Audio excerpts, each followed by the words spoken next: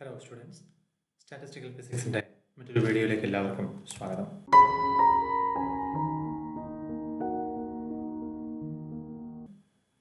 നമ്മൾ കഴിഞ്ഞ ക്ലാസ്സിൽ പറഞ്ഞു നിർത്തിയത് 3 തരത്തിലുള്ള സ്റ്റാറ്റിസ്റ്റിക്കൽ റൂൾസ് ഒബേ ചെയ്യുന്ന പാർട്ടിക്കിൾസിനെ കുറിച്ചാണ്.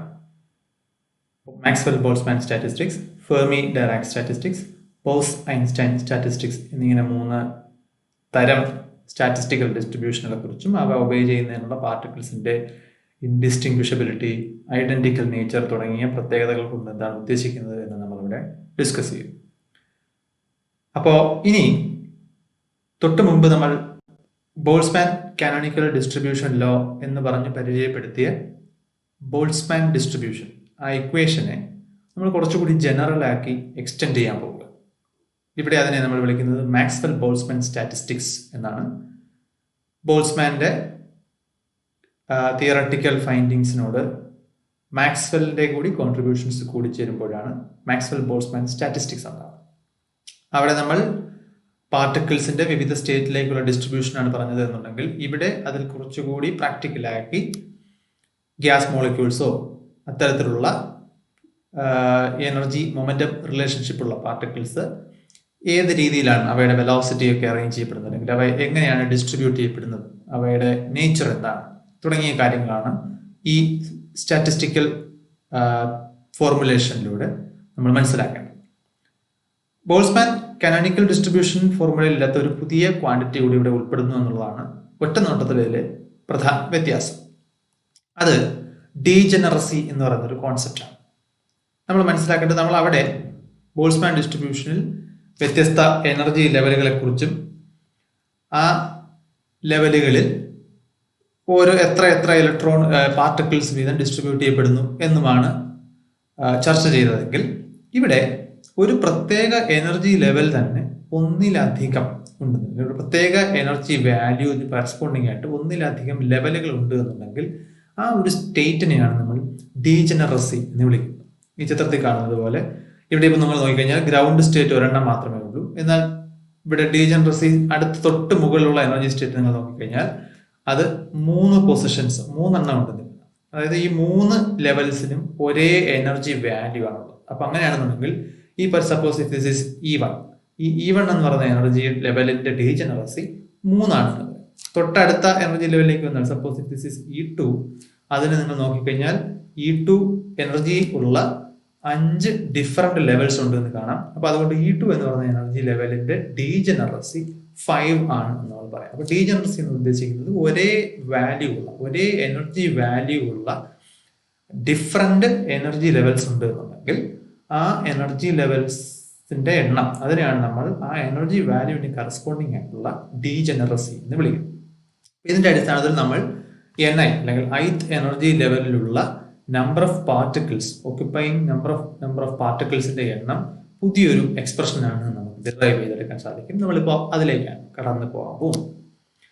നമ്മളുടെ ഇനീഷ്യൽ അസംഷൻസ് എല്ലാം സെയിം തന്നെയാണ്. ഇവിടെയും നമ്പർ ഓഫ് പാർട്ടിക്കിൾസ് മാറുന്നില്ല. നമ്മൾ മുമ്പ് ഡിസ്കസ് ചെയ്ത കാര്യങ്ങൾ തന്നെയാണ്, ഇനി ആവർത്തിക്കുന്നില്ല. അതുപോലെ ടോട്ടൽ എനർജി മാറുന്നില്ല. ഇവിടെ ടോട്ടൽ നമ്പർ ഓഫ് പാർട്ടിക്കിൾസ് മാറുന്നില്ല എന്ന് പറഞ്ഞാൽ അതിന്റെ അർത്ഥം എന്താണ്? Sigma Ni is A constant എന്നാണ്. അതുപോലെ ടോട്ടൽ എനർജി കോൺസ്റ്റന്റ് ആണ് എന്ന് ഉദ്ദേശിക്കുന്നത് mathematically N1 E1 plus N2 E2 അല്ലെങ്കിൽ സിഗ്മ N1 E1 എന്ന് പറയുന്നത് ഒരു കോൺസ്റ്റന്റ് ആണ്. ഒരു കോൺസ്റ്റന്റ് ആണ് എന്ന് പറഞ്ഞു കഴിഞ്ഞാൽ അതിന് ചേഞ്ച് വരുന്നില്ല, മാറ്റം വരുന്നില്ല എന്നാണ്. മറ്റൊരു രീതി പറഞ്ഞാൽ sigma delta Ni is equal to 0 അല്ലെങ്കിൽ sigma delta N1 E1 is equal to 0 എന്നിങ്ങനെ 2 രീതിയിലും നമുക്ക് ഈ കണ്ടീഷൻസിന് റെപ്രസെന്റ് ചെയ്യും. അതുപോലെ മൂന്നാമത്തെ കണ്ടീഷൻ ഒബ്വിയസ്ലി തെർമോഡൈനാമിക് പ്രോബിലിറ്റി ഏറ്റവും മാക്സിമം, ഒമേഗ ഏറ്റവും മാക്സിമം ആയിരിക്കുന്ന ഭാഗത്താണ് ആ സിസ്റ്റം ഇക്വിലിബ്രിയത്തിലാവാൻ ശ്രമിക്കുക, അല്ലെ? കാരണം നമ്മൾ പറഞ്ഞു ഏറ്റവും കൂടുതൽ പ്രോബിലിറ്റി ഉള്ള സ്റ്റേറ്റിലേക്ക് വന്ന് സ്റ്റേബിൾ ആയിട്ട് നിൽക്കാനാണ് ആ സിസ്റ്റം ശ്രമിക്കുക. അപ്പൊ അതുകൊണ്ട് ആ സ്റ്റേബിൾ സ്റ്റേറ്റിനെ റെപ്രസെന്റ് ചെയ്യുന്ന കണ്ടീഷൻ അതിന്റെ തെർമോഡൈനാമിക് പ്രോബിലിറ്റി മാക്സിമം ആയിരിക്കും, അല്ലെങ്കിൽ change in thermodynamic probability delta omega 0 ആയിരിക്കും എന്നുള്ളതാണ്. ഈ 3 നമ്മളുടെ അണ്ടർലൈങ് അസംഷൻസ്. ഇനി നമുക്ക് തെർമോഡൈനാമിക് പ്രോബിലിറ്റി കാൽക്കുലേറ്റ് ചെയ്യാൻ ശ്രമിക്കാം. പക്ഷേ ഇവിടെ ഒരു പ്രത്യേകത ഉള്ളത്, ഇവിടെ ഡീജനറസി കൂടി നമ്മൾ കണക്കിലെടുക്കേണ്ടതുണ്ട് എന്നതാണ്. നമുക്ക് ആദ്യം total number of ways in which Ni particles can be selected from a total of N particles to the Ei state കണ്ടുപിടിക്കാൻ ശ്രമിക്കും. നമ്മൾ ഓൾറെഡി ഡിസ്കസ് ചെയ്ത കാര്യം തന്നെയാണ്. ഇവിടെ നമുക്ക് മൊത്തം N പാർട്ടിക്കിൾസ് ഉണ്ട്. അവിടെ Ei എന്ന് പറയുന്ന എനർജി സ്റ്റേറ്റിലേക്ക് നമുക്ക് Ni പാർട്ടിക്കിൾസിനെ സെലക്ട് ചെയ്യണമെന്നുണ്ടെങ്കിൽ എത്ര രീതിയിൽ അത് ചെയ്യാം. നമുക്കറിയാം അതൊരു കോമ്പിനേഷനാണ് നമ്മൾ ശ്രമിക്കുന്നത്. Order of selection does not matter. അപ്പൊ അങ്ങനെയാണെന്നുണ്ടെങ്കിൽ ദാറ്റ് ഇസ് CnNi അല്ലെങ്കിൽ NCNi എന്ന് പറയുന്ന ക്വാണ്ടിറ്റിയാണ് നമ്മളിവിടെ കാൽക്കുലേറ്റ് ചെയ്യാൻ ശ്രമിക്കുന്നത്. So CnNi will be given by n factorial divide by Ni factorial into n minus Ni factorial. ഇത് Ei സ്റ്റേറ്റിലേക്ക് Ni പാർട്ടിക്കിൾസ് സെലക്ട് ചെയ്യുന്നതിനെ കുറിച്ച് മാത്രമേ നമ്മൾ പറയുന്നത്. ഇനി മറ്റൊരു കാര്യം കൂടിയുണ്ട്. ഈ Ni പാർട്ടിക്കിൾസിനെ സെലക്ട് ചെയ്ത് കഴിഞ്ഞാൽ ആ Ei എനർജി ലെവലിന്റെ ഡീജനറസി Gi ആണെന്ന് കരുതുക. The total number of ways in which Ni particles can be arranged in Gi cells in the Ei state. അപ്പോൾ ഈ Gi എന്ന് പറയുന്ന ഡീജനറസിയെ Ei എന്ന് പറയുന്ന എനർജി കറസ്പോണ്ടിങ് ആയിട്ടുള്ള നമ്പർ ഓഫ് സെൽസ് ആയിട്ട് നമുക്ക് ഇവിടെ അസ്യൂം ചെയ്യാം. ഈ ഓരോ സെല്ലിലെയും എനർജി Ei തന്നെയാണ്. അപ്പോൾ അതുകൊണ്ട് Eiയുടെ ഡീജനറസി Gi ആണ് എന്ന് പറയാം. അപ്പൊ അങ്ങനെയാണെന്നുണ്ടെങ്കിൽ ഈ Gi കൂടി ഉണ്ട് എന്നുണ്ടെങ്കിൽ Ni പാർട്ടിക്കിൾസിനെ ഈ Ei സ്റ്റേറ്റിൽ എത്ര രീതിയിൽ അറേഞ്ച് ചെയ്യാം? അത് Gi റൈസ് ടു Ni ആണ്. മുൻപത്തെ ഡിസ്കഷനിൽ മുൻ വീഡിയോയിൽ നമ്മൾ ഡിസ്കസ് ചെയ്ത് ഓർമ്മയുണ്ടാവും. നമ്മൾ 4 പാർട്ടിക്കിൾസിനെ 2 ബോക്സുകളിലായിട്ട് ഡിസ്ട്രിബ്യൂട്ട് ചെയ്യാൻ ശ്രമിച്ചപ്പോൾ നമ്പർ ഓഫ് വേസ് എന്ന് പറയുന്നത് 2⁴ ആയിരുന്നു എന്നുള്ളത് ഓർമ്മയുണ്ടാവും. അതേ ലോജിക്കിൽ തന്നെയാണ് ഇവിടെ Gi ഡീജനറസി ഉള്ള ഒരു എനർജി ലെവലിൽ Ni പാർട്ടിക്കിൾസിനെ അറേഞ്ച് ചെയ്യാനുള്ള number of ways Gi raise to Ni ആയിരിക്കും. 2 വ്യത്യാസം പ്രത്യേകം മനസ്സിലാക്കണം. ഇവിടെ ടോട്ടൽ N പാർട്ടിക്കിൾസിൽ നിന്നും Ni പാർട്ടിക്കിൾസ് സെലക്ട് ചെയ്യുന്നതിനുള്ള നമ്പർ ഓഫ് വേസ് ആണ് ഇത്. Ni പാർട്ടിക്കിൾസ് സെലക്ട് ചെയ്ത് കഴിഞ്ഞാൽ അത് Gi എന്ന് പറയുന്ന ഡീജനറസിയുള്ള ലെവലിലേക്ക് അറേഞ്ച് ചെയ്യുന്നതിനുള്ള ഡിഫറെന്റ് നമ്പർ ഓഫ് വേസ് ആണ് Gi റൈസ് ടു Ni എന്ന് പറയുന്നത്. അപ്പൊ ടോട്ടൽ ഇത് 2 കോമ്പിനേഷൻസിനും കൂടെ ടോട്ടൽ നമുക്ക് എത്ര കിട്ടും? അതാണ് നമുക്ക് ഇനി കണക്കാക്കേണ്ടത്. അപ്പോൾ മുമ്പ് നമ്മൾ ഇതേ കാര്യം ഡിസ്കസ് ചെയ്ത് അതേ ലോജിക് എക്സ്റ്റെൻഡ് ചെയ്ത് കഴിഞ്ഞാൽ ഫസ്റ്റ് എനർജി ലെവലിൽ E1 എന്ന് പറഞ്ഞ എനർജി സ്റ്റേറ്റിന്റെ ഡീജനറസി G1 ആണെങ്കിൽ അതിലേക്ക് N1 പാർട്ടിക്കിൾസിനെ സെലക്ട് ചെയ്ത് അറേഞ്ച് ചെയ്യുന്നതിനുള്ള നമ്പർ ഓഫ് വേസ് ആണ് ഇവിടെ എഴുതുന്നത്. So that is n factorial into G1 raise to N1 divide by N1 factorial into n minus N1 factorial. അപ്പോൾ ഇവിടെ N1 പാർട്ടിക്കിൾസ് നമ്മൾ N-ൽ നിന്ന് സെലക്ട് ചെയ്ത് കഴിഞ്ഞു. ഇനി ബാക്കിയുള്ളത് n മൈനസ് N1 പാർട്ടിക്കിൾസ് ആണ്. അതിൽ നിന്ന് നമ്മൾ N2 പാർട്ടിക്കിൾസ് സെലക്ട് ചെയ്ത് കഴിഞ്ഞാൽ next term n minus N1 factorial into G2 raise to N2 divide by N2 factorial into n minus N1 minus N2 factorial എന്ന് കിട്ടും. അങ്ങനെ നമുക്ക് ഈ ടേംസ് റിപ്പീറ്റ് ചെയ്ത് പോകാം. ഇത് നമ്മൾ ബോൾട്സ്മാൻ ഡിസ്ട്രിബ്യൂഷൻ പഠിച്ചപ്പോൾ പഠിച്ച അതേ ലോജിക്ക് തന്നെയാണ്. ഓർമ്മയില്ലാത്തവർ ആ വീഡിയോ ഒരിക്കൽ കൂടി കണ്ട് ഓർമ്മ റിഫ്രഷ് ചെയ്യണം. ഈ ടേംസ് എക്സ്റ്റെൻഡ് ചെയ്ത് കഴിഞ്ഞാൽ ഇവിടെ ഒരേ ഒരു വ്യത്യാസമുള്ളത് G1 raise to N1 G2 raise to N2 എന്ന് പറയുന്ന ടേംസ് അധികം വരുന്നു എന്നുള്ളതാണ്. അല്ലെങ്കിൽ Gi റൈസ് ടു Ni എന്ന് പറയുന്ന ടേം അധികം വരുന്നതാണ്. That is due to the presence of degeneracy of energy levels. ഈ ടേംസ് എല്ലാം കൂടെ കമ്പൈൻ ചെയ്ത് കഴിഞ്ഞാൽ നമുക്കറിയാം ഇവിടെ n മൈനസ് N1 ഫാക്ടോറിയലും ഇവിടുത്തെ n മൈനസ് N1 ഫാക്ടോറിയലും ക്യാൻസൽ ചെയ്ത് പോകും. അതുപോലെ n minus N1 minus N2 തൊട്ടപ്പുറത്തെ എൻ്റെ ന്യൂമറേറ്റർ ഉണ്ടാവും. അങ്ങനെ ക്യാൻസൽ ചെയ്ത് പോകുമ്പോൾ അവശേഷിക്കുന്ന terms n factorial G1 raise to N1 G2 raise to N2 G3 raise to N3 etcetera Gi raise to Ni. അങ്ങനെ എത്ര ടേംസ് ഉണ്ടോ അത്രയും. അതിന് പിന്നെ correspondingly n1 factorial into n2 factorial into n3 factorial etcetera into Ni factorial എന്ന terms ആയിരിക്കും അവിടെ അവശേഷിപ്പിക്കുക. കോമ്പാക്ട് നൊട്ടേഷൻ നമുക്ക് ഇങ്ങനെ എഴുതാം. Omega is equal to n factorial into pi over i Gi raise to Ni divide by Ni factorial. ഇതാണ് നമ്മളെ സംബന്ധിച്ചിടത്തോളം ഈ ഡീജനറസിയോട് കൂടിയുള്ള ഈ സ്റ്റേറ്റിന്റെ തെർമോഡൈനാമിക് പ്രോബബിലിറ്റി എന്ന് പറയും. ഇനി നമുക്ക് തൊട്ട് മുമ്പത്തെ ബോൾട്സ്മാൻ ഡിസ്ട്രിബ്യൂഷനിലെ എല്ലാ സ്റ്റെപ്സും അതേപടി ഇവിടെ റിപ്പീറ്റ് ചെയ്യാം വിത്ത് different expression for thermodynamic probability. അപ്പോൾ ആ ഡിഫറെന്റ് സ്റ്റെപ്സ് ഇനി ഇവിടെ വിശദീകരിക്കുന്നില്ല. അത് റെഫർ ചെയ്ത് മുൻപത്തെ ഡെറിവേഷൻ അതേപടി നോക്കി പഠിക്കാവുന്നതേ ഉള്ളൂ. അപ്പോൾ നമ്മളിവിടെ ഉപയോഗിക്കാൻ പോകുന്ന റിസൾട്ടുകൾ ചില സിഗ്നിഫിക്കന്റ് സ്റ്റെപ്പുകൾ മാത്രം ഒന്ന് ഓർമ്മിപ്പിക്കുന്നു. ചേഞ്ച് ഇൻ ലോഗ്, നമ്മൾ ആദ്യം അതിനെ ലോഗരിതം ഒമേഗ എടുക്കുന്നു ഇക്വേഷൻ ലീനിയറൈസ് ചെയ്യുന്നതിന് വേണ്ടിയിട്ട്. അതിൽ ചേഞ്ച് എടുക്കുന്നു. സോ ഡി ലോഗ് ഒമേഗ നമുക്ക് minus sigma log Ni by G dNi എന്ന് കിട്ടും. That is equal to 0. അതുപോലെ sigma dNi is equal to 0, sigma EI dNi is equal to 0. ഈ 3 ഇക്വേഷനെയും കൂടി ലഗ്രാഞ്ചീസ് അൺഡിറ്റർമൈൻഡ് മൾട്ടിപ്ലയർ മെത്തേഡ് ഉപയോഗിച്ച് combine ചെയ്താൽ നമ്മൾ ഇങ്ങനെ ഒരു റിസൾട്ടിലേക്ക് എത്തിച്ചേരും. Log ni by G I plus alpha plus beta E I T N I is equal to 0. അതിൽ നിന്നും ഇൻഡിവിജ്വൽ ടേംസിനെ നമ്മൾ 0യിലേക്ക് ഇക്വേറ്റ് ചെയ്ത് log ni by G I is equal to minus alpha plus beta epsilon I E I എന്ന് പറയുന്ന ഇക്വേഷനിലേക്ക് എത്തുന്നു. അതിൽ നിന്നും ni is equal to G I by E raise to alpha plus beta E I എന്നൊരു എക്സ്പ്രഷനിലേക്ക് നമ്മൾ എത്തുന്നു. അതിൽ നമുക്കറിയാം one by E raise to alpha E raise to beta E I എന്നുള്ളത് ഇ റേസ് ടു ആൽഫയെ മുകളിൽ കൊണ്ടുവന്നു കഴിഞ്ഞാൽ this term will come to the numerator as E raise to minus alpha. E raise to minus ആൽഫയെ നമ്മൾ A എന്ന് പറയുന്ന letter ഉപയോഗിച്ചാണ് ഒരിക്കൽ സൂചിപ്പിച്ചത്. അപ്പോൾ ഈ equation A G I divide by E raise to beta E I എന്നൊരു എക്സ്പ്രഷനിലേക്ക് കിട്ടും. അല്ലെങ്കിൽ അതിനെ alternatively we can represent thus A G I E raise to minus beta E I. So this is the new expression for the distribution of particles in the different energy levels. അതിൽ നിന്ന് നമുക്ക് n is equal to total number of particles n is equal to sigma over ni that is equal to sigma agi. ni യുടെ value ഇവിടെ കൊടുത്തു കഴിഞ്ഞാൽ sigma agi e raised to minus beta ei എന്ന എക്സ്പ്രഷനിലേക്ക് കിട്ടുന്നു. ഇതിൽ a എന്ന് പറയുന്നത് e raised to minus alpha എന്ന് പറയുന്ന ഒരു കോൺസ്റ്റന്റ് വാല്യൂ ആണ്. that can be taken outside the summation which will give you n is equal to a sigma gi e raised to minus beta E I എന്നൊരു എക്സ്പ്രഷനിലേക്ക് കിട്ടും. ഇനി ഇതിൽ ഈ എ കഴിഞ്ഞിട്ടുള്ള ഈ ടേമിനെ നമ്മൾ ഇസഡ് എന്ന് പറയുന്ന നേരത്തെ പറഞ്ഞ അതേ quantity it is called partition function എന്നാണ് ഇതിനെ നമ്മൾ വിളിക്കുന്നത്. പാർട്ടീഷൻ ഫംഗ്ഷൻ നേരത്തെ ഡിഫൈൻ ചെയ്തതൊന്നും അല്പം വ്യത്യാസമാണ് ഇപ്പോഴത്തെ definition. Sigma G I E raise to minus beta E I ഇതിനെയാണ് നമ്മൾ പാർട്ടീഷൻ ഫംഗ്ഷന്റെ ബേസിക് ഡെഫിനിഷൻ ആയിട്ട് മനസ്സിലാക്കുന്നത്. നമ്മൾ മുമ്പ് ഡീജനറസി ഇല്ല എന്ന് പറഞ്ഞതിന്റെ അർത്ഥം ഡീജനറസി 0 ആണെന്നല്ല, അങ്ങനെ മനസ്സിലാക്കരുത്. ഒരു പ്രത്യേക എനർജി വാല്യൂ ഉള്ള ഒരൊറ്റ എനർജി ലെവലേ ഉള്ളൂ എന്നുണ്ടെങ്കിൽ അവിടെ ഡീജനറസി 1 ആണെന്ന് പറയും. ഒന്നിലധികം ഉണ്ടെന്നുണ്ടെങ്കിൽ അത് ഒന്നിനേക്കാൾ വലിയൊരു സംഖ്യ ആയിരിക്കും. അപ്പോഴാണ് ജി ഐ നമുക്ക് സ്പെസിഫിക് ആയിട്ട് എടുത്ത് പറയേണ്ടി വരുന്നത്. അപ്പോൾ ജി ഐ ഇല്ല എന്ന് പറഞ്ഞതിന്റെ അർത്ഥം ജി ഐ 1 ആണ് എന്നാണ് പ്രത്യേകം മനസ്സിലാക്കി വെച്ചിരിക്കുക. അപ്പോൾ ഇൻ ജനറൽ പാർട്ടീഷൻ ഫംഗ്ഷന്റെ definition it sigma over I G I E raise to minus beta E I എന്നാണെന്ന് പറയും. അപ്പോൾ ഈ ഇക്വേഷനാണ് കൂട്ടത്തിൽ മാക്സ്വെൽ ബോൾട്സ്മാൻ ഡിസ്ട്രിബ്യൂഷൻ ലോ എന്ന് പറയുന്നത്. ഡിഫറെന്റ് എനർജി ലെവൽസിൽ നമ്പർ ഓഫ് പാർട്ടിക്കിൾസ് ഓരോ ലെവലിലും എത്ര വീതം ഡിസ്ട്രിബ്യൂട്ട് ചെയ്യപ്പെടും എന്ന് ഡിക്റ്റേറ്റ് ചെയ്യുന്ന ഒരു സ്റ്റാറ്റിസ്റ്റിക്കൽ റൂളാണ് ഈ ഇക്വേഷൻ. നമ്മൾ നേരത്തെ പറഞ്ഞതുപോലെ എനർജി കൂടുന്നതിനനുസരിച്ചിട്ട് നമ്പർ ഓഫ് പാർട്ടിക്കിൾസ് ഇവിടെയും കുറയുന്നതായിട്ട് കാണാം. ഒറ്റ വ്യത്യാസം, അല്ലെങ്കിൽ ഇവിടെ ഇ ഐ കൂടുമ്പോൾ നമ്പർ ഓഫ് പാർട്ടിക്കിൾസ് കുറഞ്ഞു വരുന്നതായിട്ടാണ് നമുക്ക് കാണുക.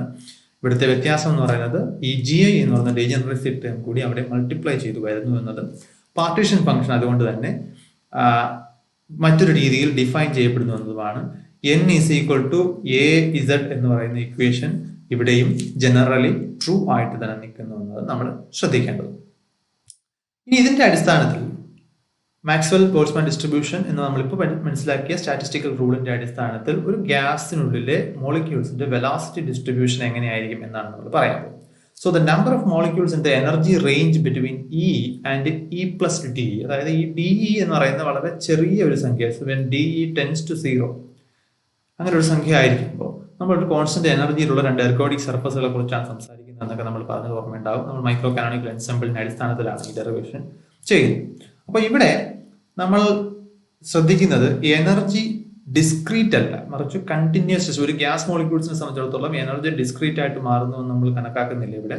പകരം അതിന്റെ എനർജി കണ്ടിന്യൂസ് വാല്യൂസ് പോസിബിൾ ആണ് എന്നുണ്ടെങ്കിലാണ് നമ്മൾ E1, E2, E3 എന്നിങ്ങനെ ഡിഫറെന്റ് എനർജി ലെവൽസ് പറയുന്നതിന് പകരം ഇ എന്നും ഇ പ്ലസ് ഡെൽറ്റ ഇ എന്നും പറയുന്ന രണ്ട് എനർജി വാല്യൂസിനിടയിൽ ഒരു പ്രത്യേക അതായത് ഡെൽറ്റ ഇ വളരെ ഡി ഇ എന്ന് പറഞ്ഞാൽ വളരെ ചെറിയ വാല്യൂ ആണ്, 0ക്ക് അടുത്തൊരു വാല്യൂ ആകുമ്പോൾ ഇതൊരു കോൺസ്റ്റന്റ് എനർജി വരുന്ന ഒരു എർഗോഡിക് സർഫസ്, സ്പേസിലെ എർഗോഡിക് സർഫസ് ആണ് നമുക്ക് അസ്യൂം ചെയ്യാം. അങ്ങനെയാണെന്നുണ്ടെങ്കിൽ ഈ ഇക്വേഷൻ നമുക്ക് N E d E N I എന്ന് പറയുന്ന സ്ഥാനത്ത് നമ്മളിവിടെ എൻ ഇ എന്ന് പറയുന്ന ടേമാണ് ഉപയോഗിക്കുന്നത്. അതായത് ഇക്കും delta d E plus d E എന്ന എനർജി റേഞ്ചിന് ഇടയിലുള്ള നമ്പർ ഓഫ് മോളിക്യൂൾസ്, അതാണ് N E d E. That can be written as A E raise to minus beta E G E d E.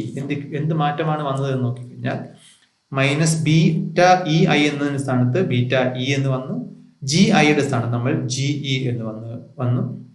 അപ്പോൾ ഇത് ഒരു യൂണിറ്റ് എനർജി ഇന്റർവെല്ലിലുള്ള number of molecules ആണ്.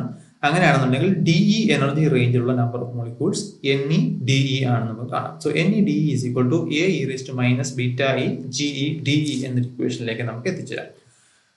A is equal to n/z അല്ലെങ്കിൽ total number of particles divide by partition function ആണ്. A എന്ന് പറയുന്ന constant എന്ന കാര്യം നമ്മൾ ഓർമ്മിക്കുന്നു. അതുപോലെ ബീറ്റ എന്ന് പറയുന്ന 1/kT ആണെന്നുള്ള കാര്യം കൂടി നമ്മൾ ഒന്നുകൂടി ഓർമ്മിപ്പിച്ചു കഴിഞ്ഞാൽ ഇക്വേഷൻ നമുക്ക് NE/DE is equal to n/z e⁻βe GE/DE എന്ന് കഴിയും. ഇവിടെ ബീറ്റയുടെ വാല്യൂ നമ്മൾ സബ്സ്റ്റിറ്റ്യൂട്ട് ചെയ്യാത്തത് തൽക്കാലം ഡെറിവേഷൻ ഒരു സൗകര്യത്തിന് വേണ്ടിയിട്ടാണ്. Substitute later. ഇനി നമുക്ക് ഈ കാൽക്കുലേഷന്റെ എളുപ്പത്തിന് വേണ്ടിയിട്ട് ഈ എനർജിയെ നമ്മൾ മൊമെന്റത്തിന്റെ ടേമിൽ റെപ്രസെന്റ് ചെയ്യാൻ പോവുക. അതായത് എനർജിയും നമുക്ക് വർക്ക് ചെയ്യേണ്ടത്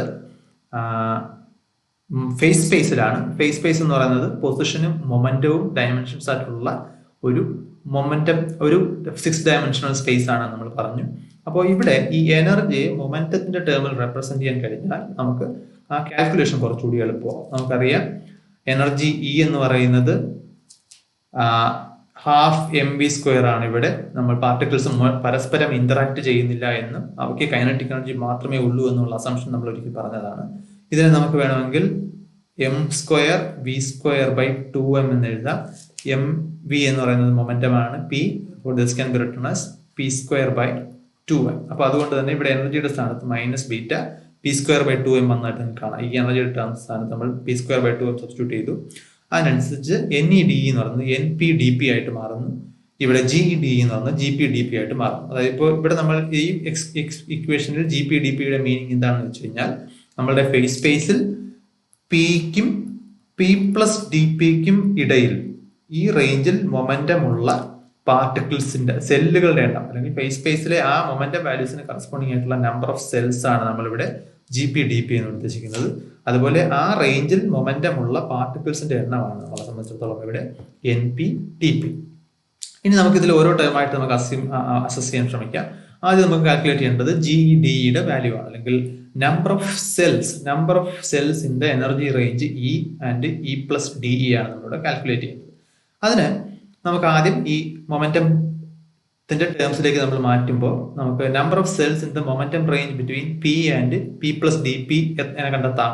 That will be given by GP/DP is equal to volume of the phase space between P and P+DP. അതായത് മൊമെന്റം സ്പേസിൽ Pക്കും P+DPക്കും കറസ്പോണ്ടിങ് ആയിട്ടുള്ള മൊമെന്റം ഉള്ള റീജിയനിലെ വോളിയം, ആ ഫേസ് സ്പേസിന്റെ വോളിയം എത്രയാണോ അതിനെ ഒരു മിനിമം സെല്ലിന്റെ മിനിമം വോളിയം, ഒരു ഫേസ് സെല്ലിന്റെ മിനിമം വോളിയം S³ ആണ് നമുക്കറിയാം. അപ്പൊ അങ്ങനെയാണെന്നുണ്ടെങ്കിൽ ആ Pക്കും P+DPക്കും കറസ്പോണ്ടിങ് ഇടയിലുള്ള മൊമെന്റത്തിന് കറസ്പോണ്ടിങ് ആയിട്ടുള്ള ഫേസ് സ്പേസിന്റെ വോളിയത്തെ ഒരു സെല്ലിന്റെ മിനിമം വോളിയം ആയിട്ടുള്ള H³ കൊണ്ട് ഡിവൈഡ് ചെയ്ത് കഴിഞ്ഞാൽ നമുക്ക് number of cells in the momentum range കിട്ടും.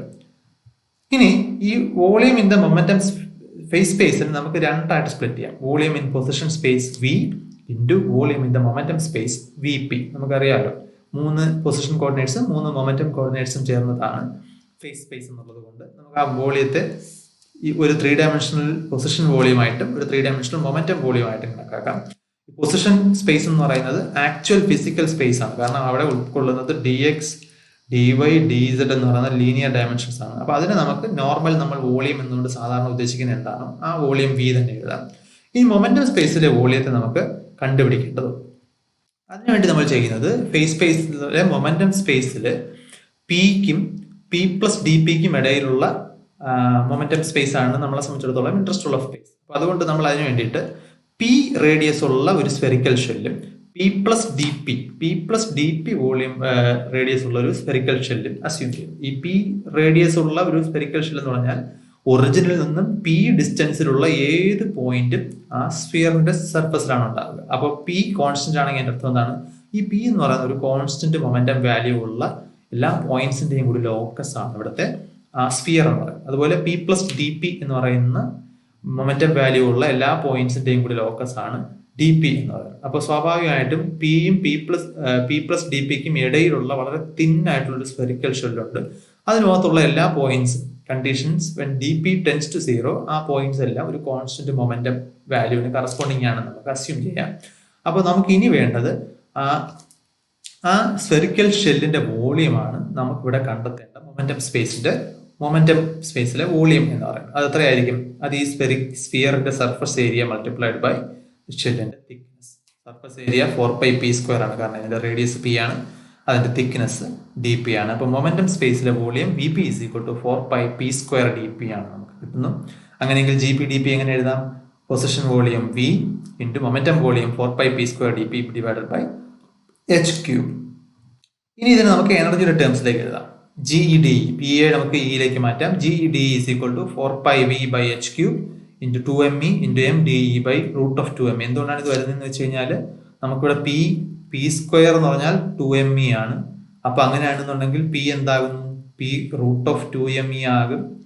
അതുപോലെ dp എന്ന് പറയുന്നത് അതിന് കറസ്പോണ്ടിങ് ആയത്, അതായത് p ഇവിടെ നമ്മൾ നോക്കിക്കഴിഞ്ഞാൽ ഇതിനെ ഡെറിവേറ്റീവ് എടുത്തു കഴിഞ്ഞാൽ 2p dp = 2mDE എന്ന് കിട്ടും. അതിൽ നിന്ന് dp = നമുക്ക് mDE/√2me എന്ന് കണ്ടെത്താൻ പറ്റും. അതാണ് നമ്മൾ ഇവിടെ സബ്സ്റ്റിറ്റ്യൂട്ട് ചെയ്തിരിക്കുന്നത്. So that will give you an expression. ഇവിടെ ക്യാൻസൽ ടേംസ് എല്ലാം ജസ്റ്റ് ഒന്ന് റീഅറേഞ്ച് ചെയ്ത് കഴിഞ്ഞാൽ GEDE = 2πv/h³ 2m⁻³ e⁻²⁴ DE എന്ന് കിട്ടും. So this is the number of cells, അല്ലെങ്കിൽ ഡീജനറസി ആണ് വിളിക്കുന്നത്. ഇക്കും E+DEക്കും ഇടയ്ക്ക് എനർജി റേഞ്ച് ഉള്ള നമ്പർ ഓഫ് സെൽസ് ആണ് നമ്മൾ ഇവിടെ ഇവാലുവേറ്റ് ചെയ്തിരിക്കുന്നത്. ഇനി നമുക്ക് പാർട്ടീഷൻ ഫംഗ്ഷൻ ഇവാലുവേറ്റ് ചെയ്യാൻ ശ്രമിക്കാം. ഇതിന് കുറച്ച് ക്വാണ്ടം മെക്കാനിക്സ് നമുക്ക് ഉപയോഗിക്കേണ്ടി വരും. പാർട്ടിക്കിളിന്റെ ബോക്സ് ഒക്കെ ഓർമ്മയുണ്ടാകും. തൽക്കാലം അതിന്റെ ഡീറ്റെയിൽഡ് ഡെറിവേഷനിലേക്ക് നമ്മൾ ഇവിടെ പോകുന്നില്ല. നമ്മളുടെ പാർട്ടീഷൻ ഫംഗ്ഷന്റെ basic definition Z = σ/i gi e⁻βEi ആണ്. കണ്ടിന്യൂസ് വെലോസിറ്റി ഡിസ്ട്രിബ്യൂഷൻ, കണ്ടിന്യൂസ് എനർജി ഡിസ്ട്രിബ്യൂഷനിലേക്ക് വരുമ്പോൾ സമ്മേഷൻ എന്ന് പറയുന്നത് എന്തായിട്ട് മാറും? അത് ഒരു ഇന്റഗ്രേഷൻ ആയിട്ട് മാറും. ഇവിടെ 1 to n 1 to 1 2 3 etc. Infinity വരെയാണ് ഈ ഐയുടെ വാല്യൂ പോകുന്നുണ്ടെങ്കിൽ ഇന്റഗ്രേറ്റ് ചെയ്യുമ്പോൾ you can integrate it from 0 to infinity GE e⁻BE DE എന്ന് കിട്ടും. സോ ഇവിടെ നമ്മൾ എനർജി കണ്ടിന്യൂസ് ഡിസ്ട്രിബ്യൂഷനിലേക്ക് മാറ്റി. ഇനി ഇതിനെ നമുക്ക് മൊമെന്റത്തിന്റെ ടേംസിലേക്ക് റെപ്രസെന്റ് ചെയ്ത് കഴിഞ്ഞാൽ ശ്രദ്ധിക്കുക, എനർജി ഫ്രം 0 to infinity ആണെങ്കിൽ മൊമെന്റം ഒരു വെക്ടർ ആയതുകൊണ്ട് തന്നെ that can vary from -∞ to +∞. So Z = integral from -∞ to +∞ GP exponential -βp²/2m dp എന്ന് നമുക്ക് ഇവിടെ എഴുതാൻ പറ്റും. ഈ ഇന്റഗ്രലിനെ ഇവാലുവേറ്റ് ചെയ്ത് വരുമ്പോൾ നമുക്കൊരു ക്രിസ്പ് ആയിട്ടുള്ള റിസൾട്ട് കിട്ടും. അതിന്റെ ഡെറിവേഷന്റെ സ്റ്റെപ്പ് ഈ ഡീറ്റെയിൽസിലേക്ക് നമുക്ക് തൽക്കാലം പോകുന്നില്ല. you will get this expression Z = v/h³ 2πmkT⁻³ അപ്പൊ നമുക്ക് പാർട്ടീഷൻ ഫംഗ്ഷന്റെ വാല്യൂ ആയി നേരത്തെ പറഞ്ഞ ഡീജനറസിയുടെ വാല്യൂ ആയി. അങ്ങനെയാണെന്നുണ്ടെങ്കിൽ you can calculate the value of the number of particles in the energy range E and E+DE as NEDE = n/z e⁻e⁻kt GEDE. നമ്മൾ നേരത്തെ എഴുതിയ എക്സ്പ്രഷൻ തന്നെയാണ്. ഇവിടെ നമുക്ക് ഇസഡിന്റെ വാല്യൂ നമുക്കിപ്പോൾ അറിയാം, അതുപോലെ GEDയുടെ വാല്യൂ നമുക്കിപ്പോൾ അറിയാം. അത് സബ്സ്റ്റിറ്റ്യൂട്ട് ചെയ്ത് കഴിയുമ്പോൾ you will get NEDE = 2πn divided by πkt⁻³ e⁻²⁴ e⁻e⁻kt DE. അപ്പോൾ ഈ ഇക്വേഷനെയാണ് നമ്മളെ സംബന്ധിച്ചിടത്തോളം the velocity distribution law in the Maxwell Boltzmann statistics. Number of particles in the energy range E and E+DE എന്ന് പറയുന്നത് എന്തിന് റൂട്ട് ഓഫ് എനർജിക്ക് പ്രൊപ്പോർഷണൽ ആയിരിക്കും, e⁻e⁻kt proportional ആയിരിക്കും. ഇത് മനസ്സിലാക്കാനുള്ള ഏറ്റവും എളുപ്പമുള്ള മാർഗം, ഇതിനെ കുറച്ചുകൂടി എളുപ്പത്തിൽ നമുക്ക് E = ½ mv² എന്ന് പറയുന്ന ഇക്വേഷൻ ഉപയോഗിച്ചിട്ട് E എന്ന് പറയുന്ന പാരാമീറ്ററിനെ v-യിലേക്ക് മാറ്റിയാൽ ഇങ്ങനെ കിട്ടും. NVdV = 2n/√2π m/kt⁻³ v² e⁻mv²/2kt dV എന്ന ഇക്വേഷനിലേക്ക് കിട്ടും. ഇതാണ് v-ക്കും v+Δ/dv-ക്കും ഇടയിൽ വെലോസിറ്റി ഉള്ള പാർട്ടിക്കിൾസിന്റെ എണ്ണം. So this is called Maxwell Boltzmann velocity distribution law. ഇവിടെ the number of particles in the velocity range plotted against a particular value of velocity will give you a curve like this. ശ്രദ്ധിച്ചാൽ അറിയാം ഇതിന്റെ behaviour.